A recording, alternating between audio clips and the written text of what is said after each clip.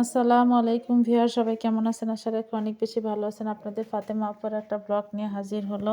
তো আমার গ্রামের বাসায় যখন গিয়েছিলাম আর কি, এই মাছগুলো আমার ফুফাতো ভাই আর এবং যেটাতো ভাইয়ের ওয়াইফ দুজন মিলে মানে আমার ভাবি মাছগুলো সুন্দর করে কেটে বেছে দিল। আর আমার মেজো বোনটা তার নিজের বাসার জন্য প্যাকেটিং করছে আর কি। তো যাই হোক, আর এই বড় মাছটা যেটা দেখছেন, এটা আমার আব্বা মাকে খেতে দিছিল। এই হচ্ছে পুকুরওয়ালা, যেটা আমাদের পুকুর ওরা মানে কিনে নিছে আর কি। তো এই খাবার জন্য কিছু মাছ দিছিল, সেইগুলোই আমি সুন্দর করে রান্না করব। তো লতি দিয়ে ভাবতেছি রান্না করব, যার কারণে আমি বসে বসে সুন্দর করে লতি কেটে নিচ্ছে আর কি। আর হচ্ছে লতি কিন্তু খেতে অনেক বেশি মজাই লাগে। তো যাই হোক, আমি রান্নাটা করার সময় আমার বাসায় মেহমান আসার কারণে মাটির চুলার উপর রেখে চলে গেছিলাম, যার কারণে আমার লতির তরকারিটা কেমন যেন একটা নরম হয়ে গেছিলো, বেশি সিদ্ধ হয়ে গেছিলো, যার জন্য আমার কাছে ভালো লাগেনি। আসলে কি বলবো, যেভাবে মন মতো রান্না করতে চাই, আসলে নিজের বাড়ি থেকে অন্য জায়গায় গেলে, যদিও বাবার বাড়ি, তারপরে তো হাতের নাগালে কোনো কিছু থাকে না। কারণ আমি যেখানে থাকি বর্তমান আমার সংসার, সেখানে আমার সব কিছু নিজের মতো করে আমি রাখি, জানি যে কোথায় কোন জিনিস আছে। আর মায়ের বাসায় বলতে মা কোথায় কোনটা রাখছে আমি তো যাই হঠাৎ করেই পাবো না, যার জন্যে হয় না। এর মধ্যে আবার আমার আম্মা যায় আবারও মাছ কিনে নিয়ে আসছে। তো বসে বসে সেই পুঁটি মাছগুলোই আমি বসে বসে কাটতেছি। এদিকে তরকারি চুলার পর হচ্ছে, আর এদিকে আমি আবার মাছটা কেটে দিচ্ছি।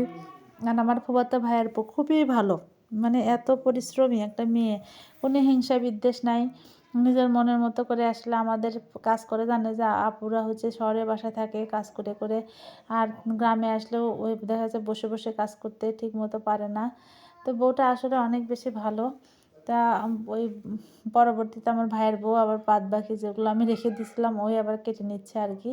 তো এভাবে আসলে 2-3টা দিন থাকলাম, অনেক বেশি ভালোই লাগছিলো। কারণ অনেক দিন পর গেছি, সে দীর্ঘ 1 বছর পরে আমার বাবার বাড়িতে যাওয়া পড়ছে।